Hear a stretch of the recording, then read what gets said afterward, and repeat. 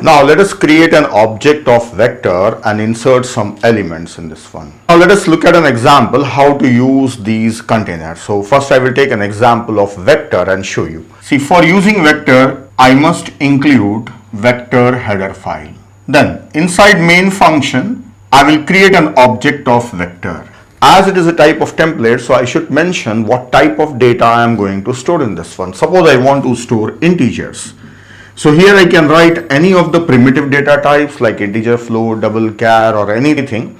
Apart from this, I can write my own classes also, so I can store the objects in this. Now this V is an object. If you want, you can mention some size that will be an initial size of a vector. Otherwise, it is believed that it will create an array of size 16, a vector of size 16. Otherwise, you can mention some size. Next, if you want some initial values in this one, then you can mention inside the bracket 10, 20, 40 and 90. So these are some initial values. So initially these values will be there in this array. Like I already told you, vector uses an array. Now beyond this, if I have to insert more values, then I can say v dot push back 25. 25 will be added after 90. Then v dot push back 70. 70 will be inserted at the end. Suppose I want to pop out some value, so I can say pop back, so the value will be removed from the last, that is 70 will be removed. So that's it. So I can use other functions like insert and remove. I can use other operations also that I will show you when I write the program. Now let us see how to iterate through this list of elements. That is, I want to access all the elements. By accessing all the elements, I may want to display them, I want to add them, whatever I want I can do on the list of elements. So let us see the iterator on this one. So first method is, there is a for each loop that is introduced in C++11. We can use that for each loop. So the data type is integer, so I will say integer x in v. Then if I have to display, I can simply say cout x. That's it. This is the simplest iterator, that is thanks to C++11 that a simple iterator is provided. So for each loop can be used for iterating through all these elements. This is one method. Then second method, there are some iterator classes available. We can use that iterator class. So next I will remove this one and show you the other method, how we can iterate through all the elements. Now here I will show you how we can get an object of iterator and iterate through all the list of elements. So for that I should say vector, and it is of type integer, and in this using scope resolution there is a class called iterator. So this iterator class belongs to a vector class. Now I will create an object of iterator. This is an object of iterator. Now to this I must assign iterator. So I should say v vector dot begin. Yes, this is the important function, begin. So it will start the iterator, it will give the iterator to that vector. So one thing I would like to explain here, that begin is a function available in all containers. Begin gives the starting of the collection and end function gives the end of the collection.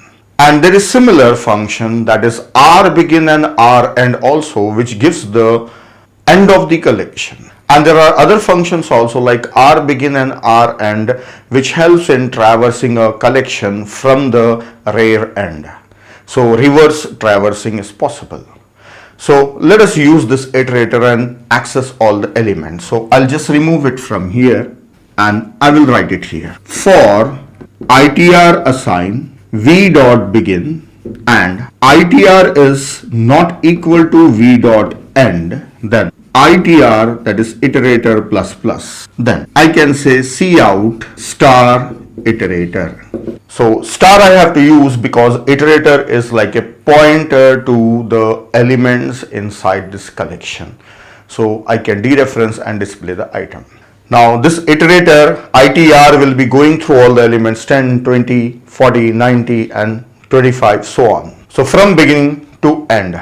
So using a for loop we can write. So this is an iterator. So iterators are available in every collection. So that's it. It's so easy to use an array and also to iterate through all the elements in an array. Now you don't have to worry whether the array is full or not, how to insert, how to delete. Suppose I want to insert at some position, so I don't have to worry. Simply you can use the function insert and insert it. So all these things I will write the code and show you. Now next, the very important thing. Now next, the very interesting thing. Look at this. Instead of vector, everything I keep as it is, and I say this is list. And here iterator, I should take it from list, and header file I should make it as list. Now this is a program using list. See, it's so easy. Everything is same. Instead of vector, I have used a list. It is so easy to just change the data structure.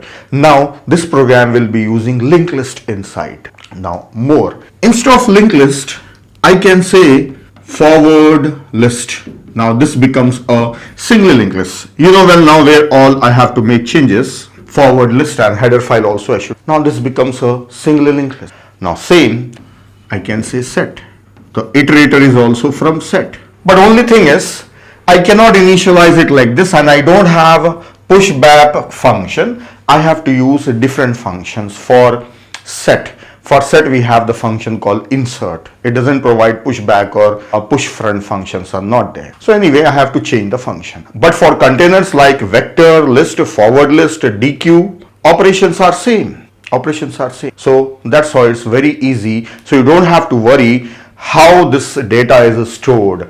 You focus what data you want to store and how you want to access it. So C++ STL gives a peace of mind for the programmers to manage their data easily. That's all. There are other containers like map and multi-map. I will show you by writing the code. So that's all.